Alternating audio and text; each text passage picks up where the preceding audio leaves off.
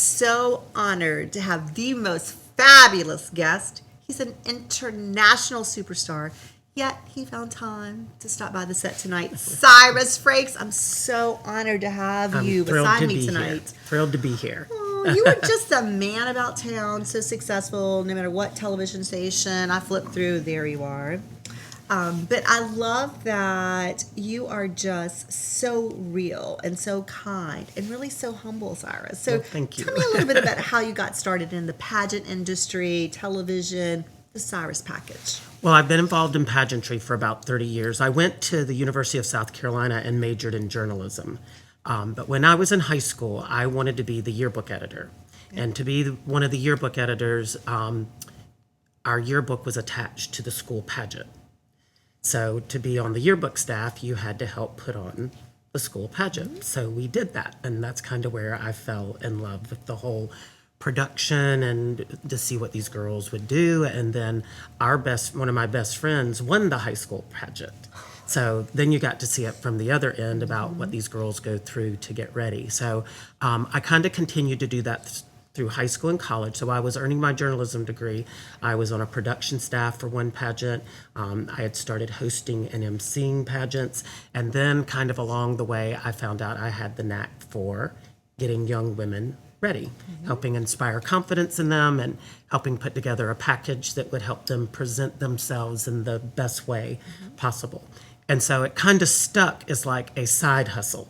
So it was always something I did on the side. So then I graduated from the university. I started my radio career in radio marketing, and I did that for 20 years. But I always did the pageant thing on the side. And I rented space out of a local modeling agency, a local Millie Lewis modeling agency. And then it finally came time to where my auditor was like, okay, you either need to quit taking clients or you need to open your own business. So I opened up Gowns and Crowns part-time on the side while I was doing radio. And then luck would have it that someone accidentally typed in something wrong. A producer in LA typed in something wrong, looking for somebody one night to do a reality show, and they found me. So after about a year of going back and forth, I was allowed to do a reality show that they filmed right in Columbia, South Carolina. We filmed for 4 months. It was 13 episodes. It ran for about 8 months. It still runs on all the So tell streaming. them the name of it. It's called King of the Crown. King of the And who is the king? That would be me. That crown. I have my own crown. I actually have my own crown. You did not bring it tonight, I should have brought it. I should have brought it. But anyway, in a nutshell, that's how it all got started. I never really imagined leaving radio, but I had to leave radio to film the show, and it just kind of opened the doorway to me to do it full time. And so I've had my studio for 17 years. I've had it full time for 10. So it's been great. It's been a journey. It has been a journey. So fabulous at it. So wonderful. So let's talk about what it takes to get a girl really ready for a pageant, because all of your girls you want to win. Right. Not everyone's going to win. So tell me the process when they come to you and say, I'm entering this pageant, whether it's a teen or a miss or even a young preteen. Yeah, little girls. Girls. We do natural. We're natural. We don't. Right. I have nothing wrong against glitz pageants, but I don't train for glitz. I train for natural. And this is what I tell everybody right off the bat. Whether you want to win your high school pageant or whether your goal is to be Miss USA, it's the same amount of prep time. There's no shortcut to do well in a pageant. What's different is the title, not the preparation. So when a young woman comes in and we determine which pageant she's going to do, we figure out what phases of competition she has to participate in, and we figure out what is the best direction for her to go in based on the experience that she has. And I always try to get girls not to just do one pageant. I try to get them to pick 2 or 3, because when you've put so much effort into one, they're only going to crown one girl. And if they don't crown you, you've put a lot of effort into something just to throw your hands up in the air and go, well, that didn't work. Sometimes it takes more than one to hit the nail on the head. And, I've been doing this for around 30 years, and I've had girls that have come to class and they've done every pageant and they've had minimal success, but they had a lot of learning lessons. Then you have that one girl who comes in there and she takes 5 classes, she goes to a pageant, has never stepped foot on stage, and she wins the whole thing. It's just, I always tell people, it's just sometimes it's somebody's night. Right. And if it's not your night, then you need to take the lessons and the training you earned from it and try to do something else with it. And pageants do teach girls life lessons like communication skills and poise. If they're talented, it teaches them if they're not talented, Right. to Absolutely. become better. To become better at that. But I love pageants that have interview. That's what's great about pageants in today's generation. So many people are like, well, we want pageants not to be superficial. We want them to be relevant, and we want girls to get something out of them. So interview basically went from being 10 to 15% to 50% in a lot of pageants, which I agree with. I love that. I do too. Because you do have to be able to converse, and I think the communication skills are the most important. And not only if you win or don't win, it's a year. Right. And then what you learn from that year or that moment preparing, you will have that for the rest of your life. Exactly. And I think a lot of people, the hard thing about what I do on my end is there have been television shows that depict pageants in a certain way.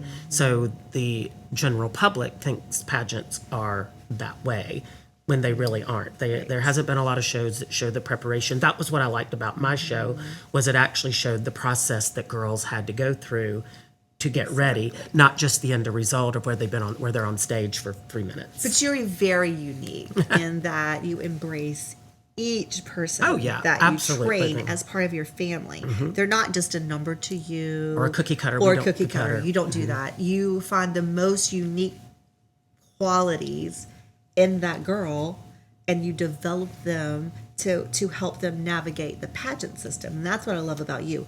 We're going to take a quick break and show some of those fabulous pictures of the girls that you have created. Enjoy my fabulous friend Cyrus's moments with these beautiful girls.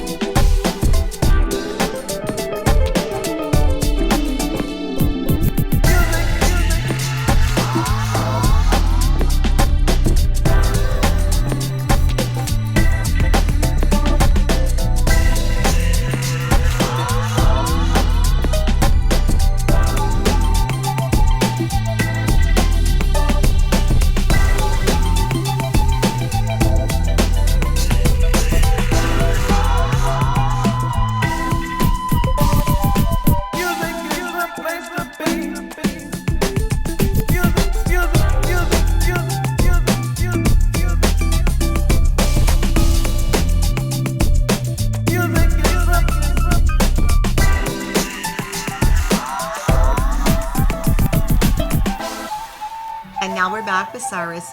You are so humble. You are an international success, Cyrus. Well, thank you. So tell me the secret. Tell me the secret to sustaining all these years. You still have a passion and a love for pageants like none other. What is the secret? I do love pageants as an industry, but what I love the most is the girls. And I only teach one-on-one classes, and I think that's important.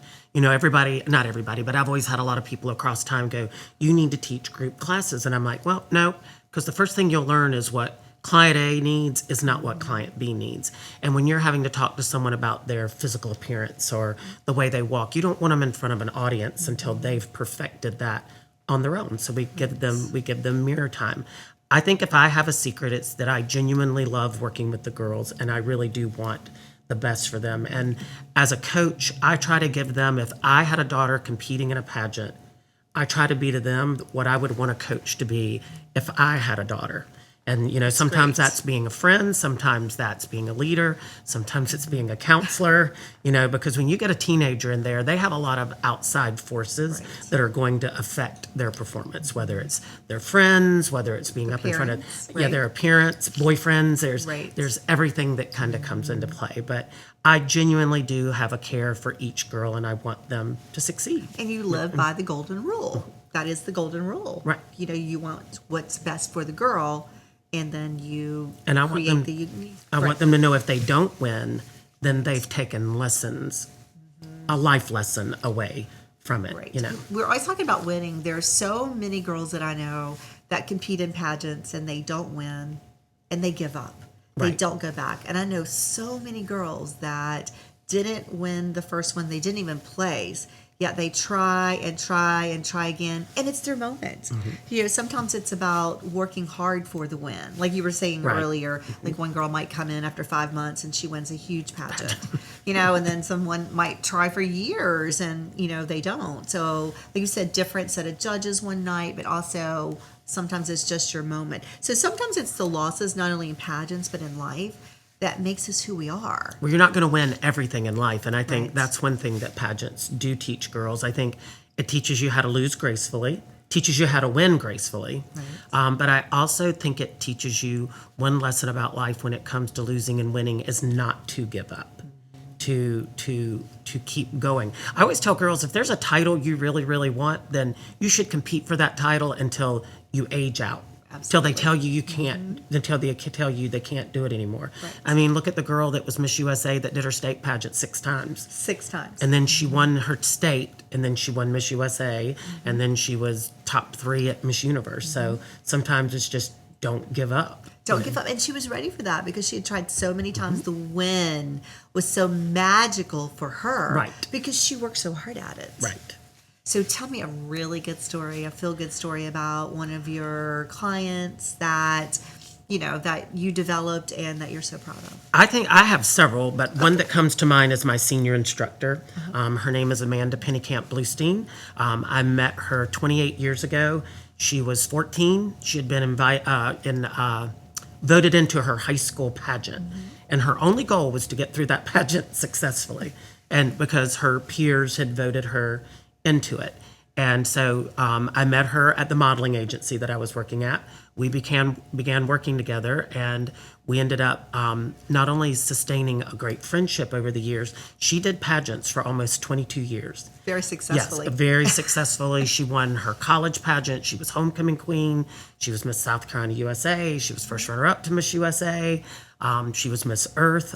She ended up retiring from pageants with Mrs. Galaxy, and that was a big international pageant that she competed in. When she did Miss Earth, we competed internationally. That took us to the Philippines for a month, which was, whole you know, month. That was a whole amazing. month, yeah, for her to live in another country. We were there for 2 weeks. So there's just so many opportunities for travel. I had another young lady who won Miss Teen USA. She became a successful actress. She was on Days of Our Lives. She was on the CW. She's on all these other shows. She does commercials. But without that path, I don't think she would have ever have had that opportunity open. The success or been ready for the success. You know, then the other thing I tell, you know, my mom, one thing my mom always said is what's meant for you will not pass you by.